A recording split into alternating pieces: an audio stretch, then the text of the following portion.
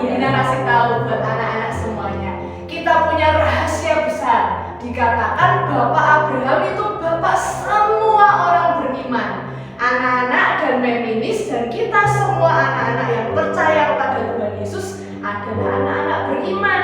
Kalau kita anak beriman berarti kita termasuk anak-anaknya Bapak Abraham, Meminis. Oh, begitu. Nah, kalau kita anaknya Bapak Abraham, kita berhak menerima semua janji yang dijanjikan Tuhan kepada Abraham. Anak-anak berhak, Meminis, Memgina, kita semua berhak karena kita adalah anak-anak Bapak Abraham. Yuk kita mau bernyanyi memuji Tuhan bersama-sama. Bapak Abraham mempunyai banyak sekali anak-anak. Aku anaknya dan kau juga. Mari puji Tuhan angkat kanan. Bapak Abraham mempunyai banyak sekali anak-anak. Aku anaknya dan kau juga. Mari puji Tuhan tangan kanan tangan kiri. Bapak Abraham mempunyai banyak sekali anak-anak.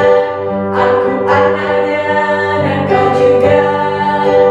Mari puji Tuhan tangan kanan tangan kiri kaki kanan. Bapak Abraham mempunyai banyak sekali anak-anak. Aku anaknya dan kau juga. Mari puji Tuhan tangan kanan tangan kiri kaki kanan kaki kiri. Bapak Abraham mempunyai banyak sekali anak-anak. Aku anaknya dan kau juga. Mari puji Tuhan tangan kanan tangan kiri kaki kanan kaki kiri. Putar-putar duduk. Duduk dulu capek dah Meminis. Iya, tapi badannya rasanya seger Asik. Dengan berolahraga kita jadi segar. Nah, sebentar kita mau mendengarkan firman Tuhan anak-anak. Kita mau belajar bersama-sama punya telinga untuk mendengar suara Tuhan. Punya telinga untuk menangkap apa yang mau Tuhan katakan buat hidup setiap kita. Mari anak-anak kita mau siapkan hati kita untuk mendengarkan firman Tuhan. Kita siapkan telinga kita untuk dengar-dengaran akan firman Tuhan. Kita akan pujikan bahwa Tuhan adalah guru yang terbaik buat kita. Yesus, Kau yang mengajarku dari teladan hidupmu.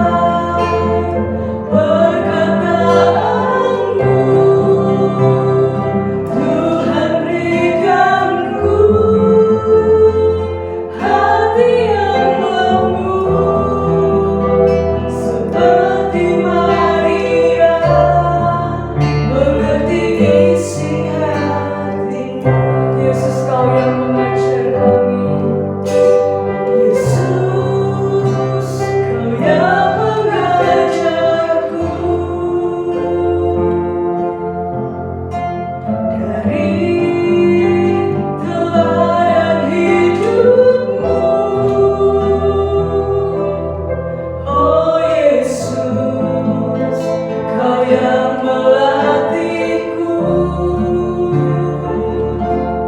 karena Kau guru terbaik. Tuhan berikan kami, Tuhan berikanku telinga seorang murid untuk mendengarkan perkataanmu.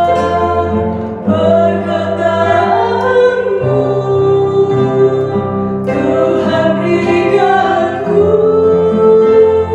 hati yang lembut seperti Maria, mengerti isi hatimu. Tuhan berikanku telinga seorang murid untuk mendengarkan perkataanmu. Tuhan berikanku hati yang lembut seperti Maria, mengerti isi hatimu. Katakan Tuhan berikanku. Engkau yang memberikan kami Tuhan telinga seorang murid supaya kami boleh mendengar Tuhan semua perkataan-Mu.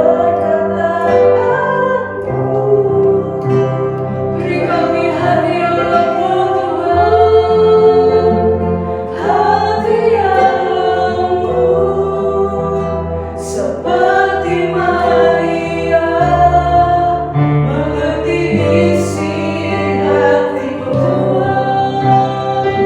Tuhan berikanku telinga seorang murid untuk mendengarkan perkataanmu.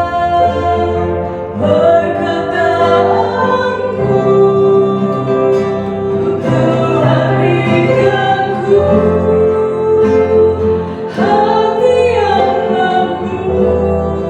lembut seperti Maria, mengerti isi hatimu. Seperti Maria, mengerti isi hatimu. Seperti Maria, mengerti isi hatimu.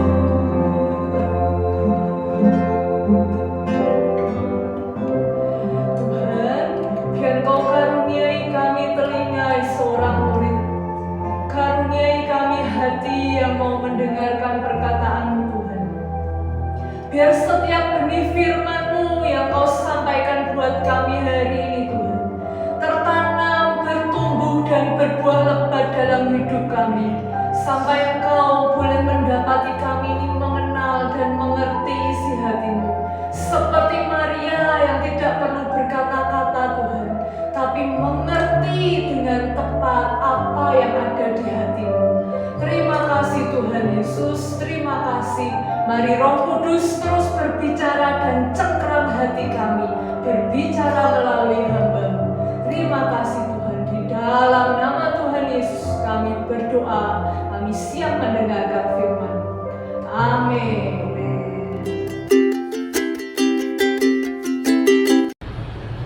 Shalom adik-adik, kita jumpa lagi dalam devotion pagi ini.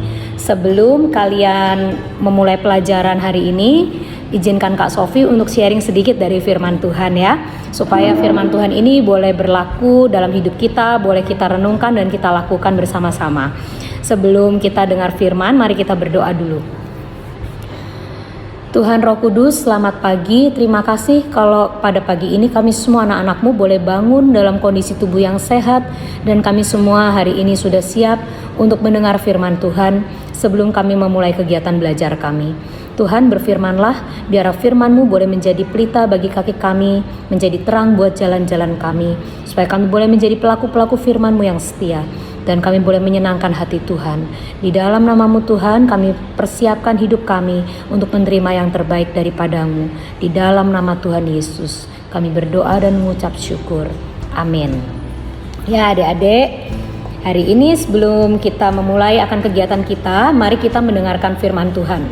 Kak Sofi akan bacakan dulu ya, dari Lukas 6 ayat 45. Buat kalian yang punya Alkitab atau yang punya gadget yang ada Alkitabnya, boleh dibuka bareng-bareng, kita baca sama-sama ya. Lukas 6 ayat yang ke-45. Ya, kita baca sama-sama. 2, 3. Orang yang baik mengeluarkan barang yang baik dari perbendaharaan hatinya yang baik, dan orang yang jahat mengeluarkan barang yang jahat dari perbendaharaannya yang jahat. Karena yang diucapkan mulutnya meluap dari hatinya. Nah, hari ini ayatnya sangat jelas ya adik-adik. Tuhan memberitahukan kepada kita bahwa apa yang seringkali kita ucapkan keluar itu berasal dari dalam ya. Contohnya, kalau kamu punya sekantong teh gitu ya. Warna teh apa? Warna teh kan coklat. Kalau kamu bolongin akan plastik isi teh itu, yang keluar akan air berwarna coklat. Kalau kamu punya kantong isinya susu warna putih, kamu cucus kantongnya, yang keluar akan warna putih, yaitu susu. Kalau kamu apalagi punya minuman berwarna merah misalnya, kalau kamu cucus kantongnya, yang keluar akan berwarna merah. Itu yang sebenarnya Tuhan katakan dalam Lukas 6 ayat 45 ini. Orang yang baik mengeluarkan barang yang baik dari perbendaharaan hatinya yang baik. Orang yang jahat mengeluarkan hal-hal yang jahat dari dalam hatinya yang jahat. Nah, karena itu Tuhan berkata kita harus berhati-hati sama apa yang kita katakan. Dan kalau kita mau berhati-hati mengeluarkan yang baik-baik, berarti apa syaratnya? Perbendaharaan hati kita harus yang baik-baik saja, ya kan? Nah, seringkali Tuhan berkata, jagalah hatimu dengan segala kewaspadaan, karena dari situlah terpancar kehidupan. Karena apa yang orang ucapkan itu semuanya berasal dari hatinya. Nah, berarti penting sekali loh buat kita menjaga hati kita tetap bersih, ya. Adik-adik, seringkali ada banyak perkara di dalam hidup ini yang harus kita filter.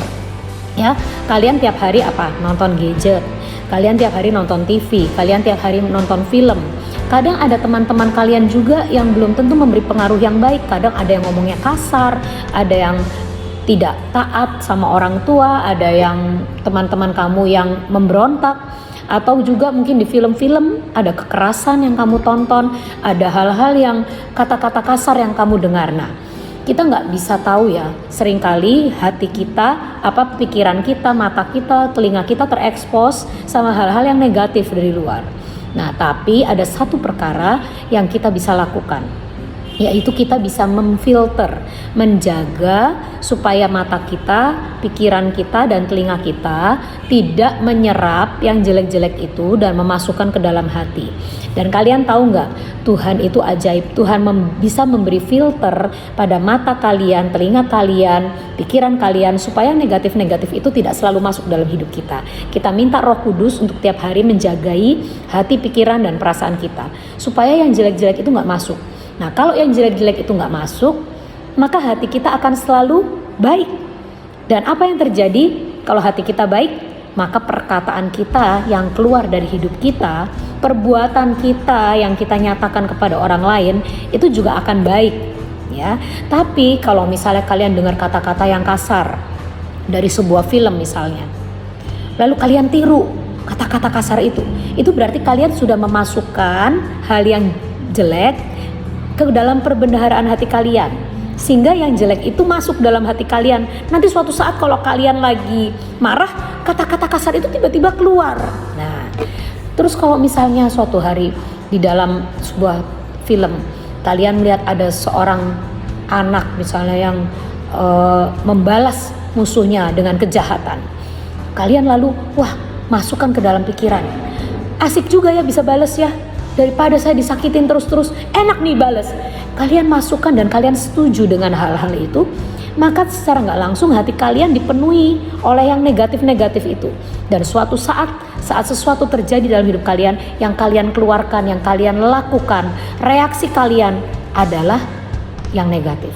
Nah, makanya hari ini Tuhan peringatkan betapa pentingnya kita untuk menjaga hati kita, menjaga mata kita, pikiran kita, menjaga telinga kita, untuk kita nggak dengar hal-hal yang negatif.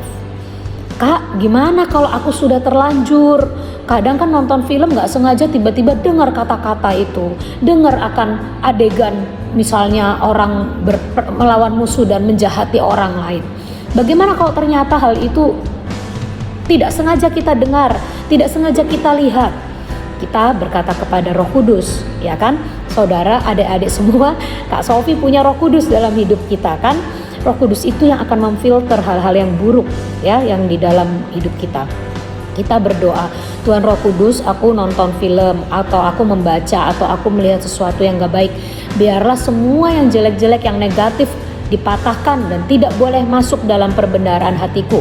Ya, yang boleh masuk dalam perbendaharaan hatiku hanyalah hal-hal yang baik, yang positif dan yang menyenangkan hati Tuhan. Nah, kalau kalian nanti membiasakan diri kalian untuk seperti itu, nanti terfilter semua yang jelek-jelek tidak masuk dalam hidup kalian, dan hati kalian tetap murni dan dijagai oleh Tuhan, sehingga saat kalian terpepet sekalipun, saat ada hal yang harus kalian lakukan, reaksi kalian gak akan salah.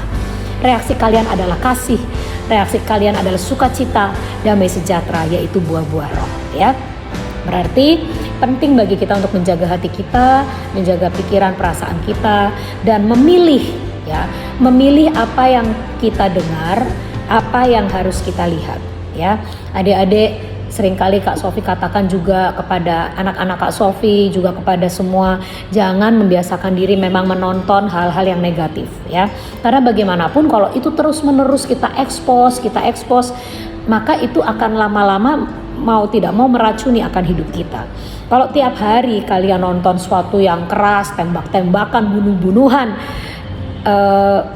memang kalau misalnya itu 1-2 kali nggak sengaja kita lihat nggak apa-apa ya.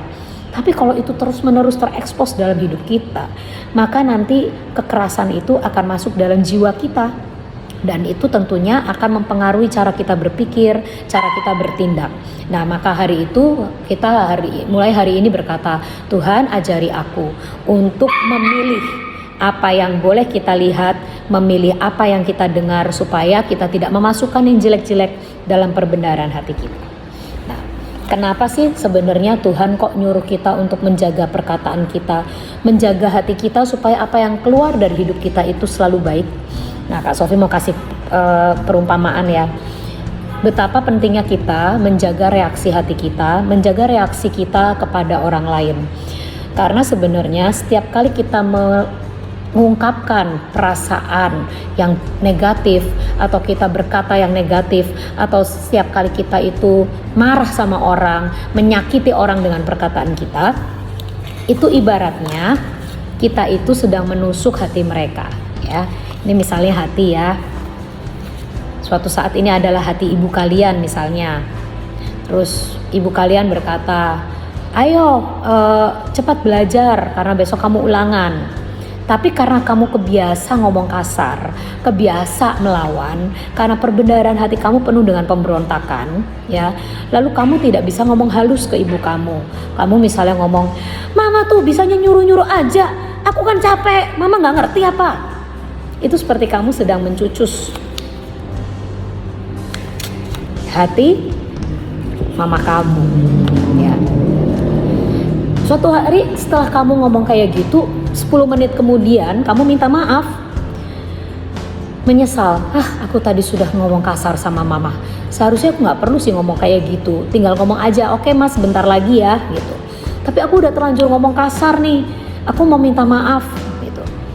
Akhirnya kamu datengin mama kamu, Mah, aku minta maaf ya, karena tadi aku sudah melawan mama, ngomong kasar ke mama gitu.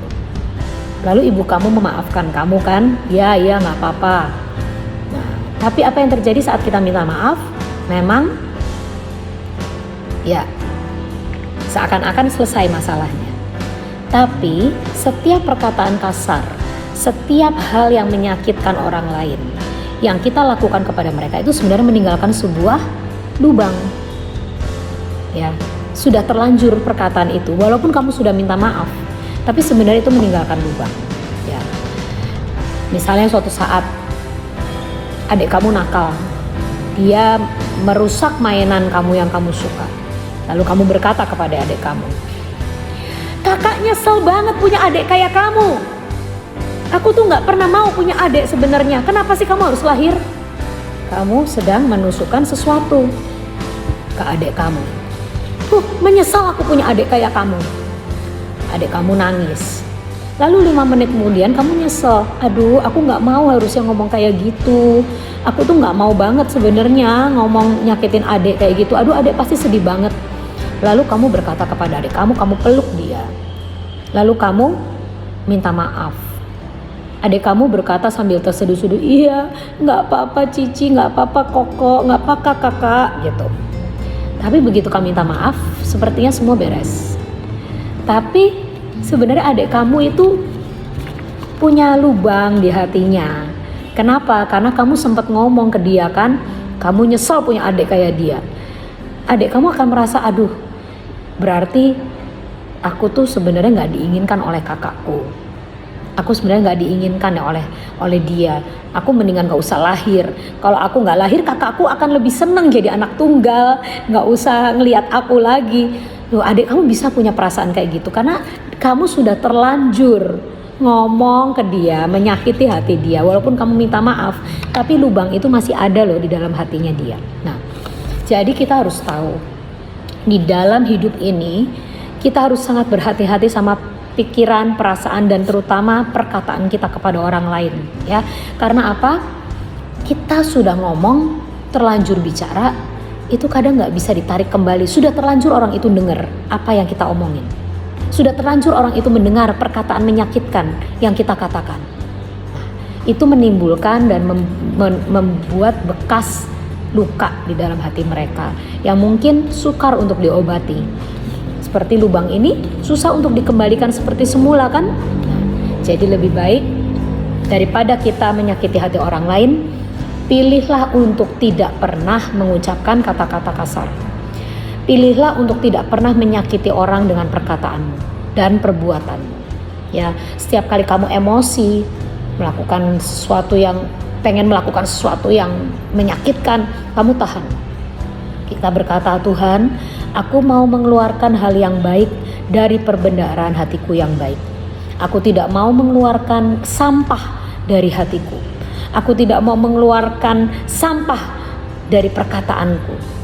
Tapi aku ingin untuk setiap perkataanku, perbuatanku menjadi berkat buat orang dan tidak menyakiti hati mereka. Aku tidak mau meninggalkan bekas-bekas luka di dalam hati orang lain." Kalau kalian bisa seperti itu, maka kita akan berlatih untuk mengeluarkan hal-hal yang baik dari hidup kita. Dan kita tidak menyakiti orang lain lagi dengan perbuatan dan perkataan kita. Ya, emang susah sih adik-adik ya, karena kadang kita itu keceplosan ya, pengennya ngomongnya wah langsung marah dan sebagainya. Tapi Tuhan berkata, kuasailah dirimu, kuasailah lidahmu. Orang yang bisa menguasai lidah itu menguasai dirinya adalah orang yang lebih dari pahlawan. Tuhan bilang ya, orang yang bisa menguasai dirinya, bisa mengekang lidahnya untuk tidak selalu berkata-kata yang kasar, untuk tidak selalu marah-marah, untuk tidak cepat untuk mengeluarkan semua kenegatifan, adalah orang yang lebih hebat dari pahlawan. Nah, hari ini kakak yakin kita semua pengen jadi pahlawan, ya kan? Mulai dari hal yang kecil. Apa? Tidak emosi, tidak suka marah-marah, tidak suka mengeluarkan perkataan yang kasar kepada orang lain. Itu adalah tandanya kamu sudah menjadi pahlawan. Amin. Yuk kita berdoa. Tuhan, kami percaya firman-Mu hari ini sangat berarti untuk kami, Tuhan, bahwa Engkau ingin kami menjaga lidah kami, menjaga sikap kami, untuk kami tidak menyakiti orang lain lewat apa yang kami lakukan. Terutama kami tidak mau menyakiti hati-Mu Tuhan dengan apa yang kami lakukan. Tapi biarlah kami boleh memilih akan hal-hal yang baik untuk kami masukkan dalam hidup kami. Sehingga kami tidak memasukkan sampah-sampah dalam hidup kami, tapi kami memasuki hal-hal yang positif. supaya hati kami, pikiran kami, perasaan kami selalu penuh dengan yang positif. Sehingga apapun yang terjadi, kami pun mengeluarkan hal-hal yang positif. Dan kami tidak pernah memelihara sampah dalam hidup kami lagi. Terima kasih Tuhan Roh Kudus, pasang filter pada hati, pikiran, perasaan kami, pada mata kami, pada telinga kami, supaya apa yang kami lihat, apa yang kami dengar, semuanya adalah hal-hal yang baik, dan kami boleh simpan semua yang baik itu dalam hidup kami, dan kami boleh mengeluarkan hal-hal yang baik juga dari hidup kami. Biar kami jadi berkat untuk orang lain, untuk guru, teman-teman, dan untuk orang tua kami. Terlebih kami boleh menyenangkan hati Tuhan. Terima kasih Tuhan Yesus untuk hari ini. Biar kami boleh menjadi pelaku firman-Mu. Di dalam nama-Mu kami berdoa dan mengucap syukur. Amin. Selamat beraktivitas adik-adik. Tuhan Yesus memberkati.